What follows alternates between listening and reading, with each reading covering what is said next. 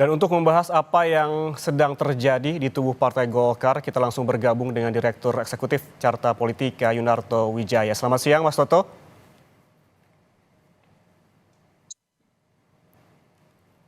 Selamat siang.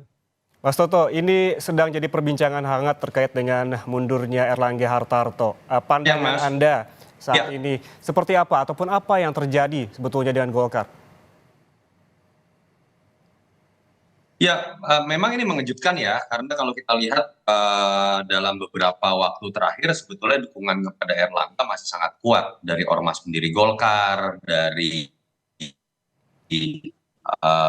Kino Golkar, bahkan ada yang mengatakan bahwa mungkin saja akan terjadi aklamasi apabila Munas tetap diadakan bulan Desember. Artinya kan ada sesuatu yang sifatnya darurat ya, mendadak dan memaksa tanda kutip Erlangga mundurkan diri. Biasanya yang darurat ini level ketua umum hanya dua kemungkinannya. Yang pertama adalah tekanan politik yang sangat besar, entah itu dari bawah karena ketidaknyamanan dari internal Partai Golkar, atau dari atas, dari internal, dari eksternal yang merasa tidak nyaman dengan keberadaan Mas Erlangga. Yang kedua biasanya terkait dengan kasus hukum. Kasus hukum ini juga cabangnya ada dua. Bisa memang karena penegakan hukum yang wajar sifatnya. Kalau memang itu yang terjadi, kita harus dukung mundurnya Erlangga Hartarto sebagai kebesaran sikap seorang ketua umum. Tapi bisa juga kalau terjadinya ternyata karena adalah politisasi hukum, nah ini yang berbahaya. Artinya kalau betul itu yang terjadi, ini berpotensi menjadi budaya politik baru dalam sistem kepartaian kita ketika pengambilan keputusan strategis termasuk pergantian pimpinan partai akan dipengaruhi oleh adanya permainan instrumen hukum yang sifatnya politik. Moga-moga itu tidak, tapi dugaan-dugaannya Ya. kira-kira seperti itu. Ya, kalau menurut Anda kemungkinan ada tekanan politik baik dari atas maupun internal. Kemudian ini apakah juga Anda menciumnya ada hubungannya dengan pilkada, Mas Toto? Bahwa salah satunya terkait dengan pilkada, iya. Tetapi apakah ini hanya dikarenakan pilkada, saya meyakini tidak. Kenapa? Isu mengenai Munaslup ini kan sudah muncul dari tahun lalu kemudian beberapa bulan lalu. Jadi menurut saya ini tidak terkait hanya dalam konteks pilkada ya. Walaupun kita tahu ada perbedaan yang cukup mendasar di beberapa pilgub, terutama antara dua partai terbesar Kim, antara Gerindra dengan Golkar, ada di Jabar, DKI, dan Banten. Tapi saya meyakini itu bukan variabel utama, lebih kepada ketidaknyamanan pihak tertentu terhadap keberadaan Erlangga atau pilihan lain adalah kasus hukum. Dan itu yang menurut saya kan juga di-highlight oleh Erlangga sendiri ketika di alasan keduanya menyertakan alasan demi proses transisi pemerintahan Prabowo Gibran. Kalau kita bicara pemerintahan Prabowo Gibran artinya kan ada dua sosok ya yang dianggap memiliki pengaruh sangat besar. Yang pertama adalah Jokowi, presiden yang masih eksis. Yang kedua adalah Pak Prabowo sebagai presiden. Namun salah satunya terkait dengan pilkada, walaupun memang seperti yang diungkapkan oleh Erlangga ataupun Anda juga menyebutkan tadi, kemungkinan juga ada tekanan dan juga ketidaknyamanan. Namun kita kembali ke terkait dengan pilkada, apakah dengan mundurnya Erlangga Hartarto ini mengubah peta koalisi Indonesia Maju dan juga pilkada Jakarta dan juga Jawa Barat, Mas Toto? Belum bicara mengenai peta konstelasinya, akan ada yang berubah dan ada problem yang harus diselesaikan oleh Partai Golkar. Aturannya itu adalah ketika KPU hanya akan menerima rekomendasi dari partai yang ditandatangani oleh ketua definitif dan sekjen.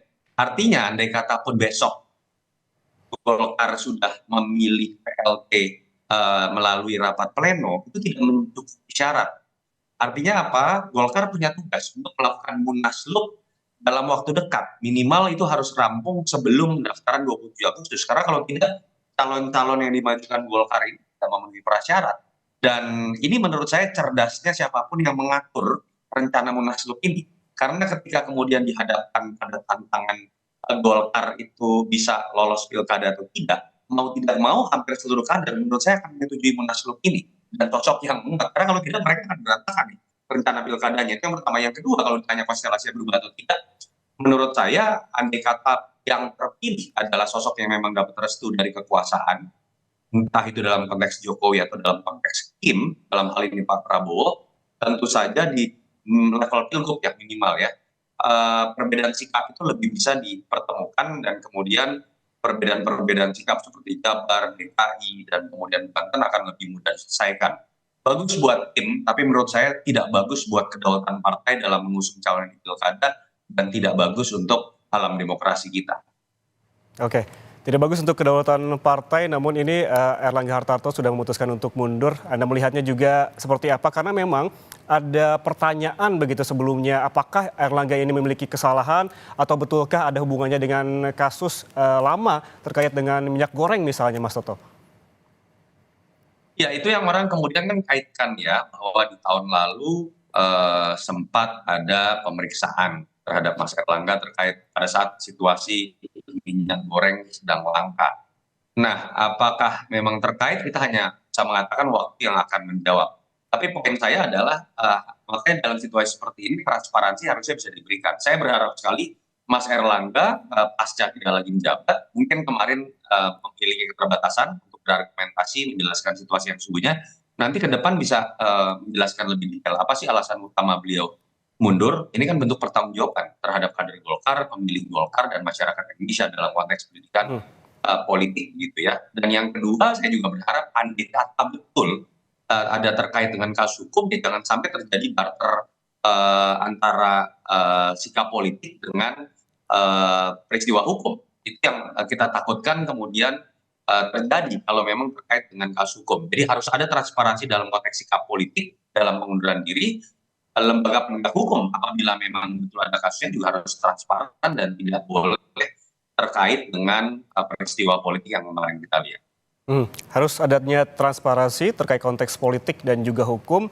Dan dia ada juga menyebutkan ini terkait yang jenius dalam hal ini adalah yang mengusulkan Munaslup. Kita kembali lagi Mas Toto. Kemudian menurut Anda sebetulnya siapa aktor di balik hal ini dan apakah para ketua juga ikut dalam peristiwa ini Mas Toto?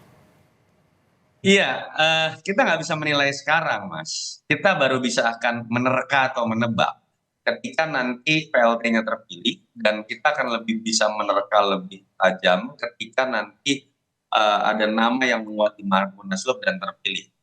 Kita akan bisa melihat nama tersebut dekat dengan siapa. Apakah dekat dengan Pak Jokowi, ataukah dekat dengan Pak Prabowo, ataukah misalnya memang betul-betul sosok yang mengakar dari bawah gitu ya. Nama-nama yang beredar misalnya ada AGK, Agus Gumiwang, orang cenderung mempersepsikan itu dekat dengan Pak Prabowo. Bahlil cenderung dekat dengan Pak Jokowi. Kalau nama-nama lain yang muncul mungkin cenderung akan lebih memiliki akar ya di bawah gitu. Itu yang menurut saya nanti bisa kita jadikan landasan untuk menilai. Saya tidak mau mengatakan aktor dari Munaslup ini, tapi minimal kita bisa mengatakan siapa yang bisa mengambil keuntungan dari peristiwa Munaslup. Yang bisa kita lakukan saat ini hanyalah menerka-nerka ya Mas Toto siapa aktor di balik dengan mundurnya Erlangga Hartarto. Terima kasih Yunarto Wijaya telah bergabung bersama kami di Kompas Siang pada hari ini. Selamat bertugas kembali Mas Toto, terima kasih.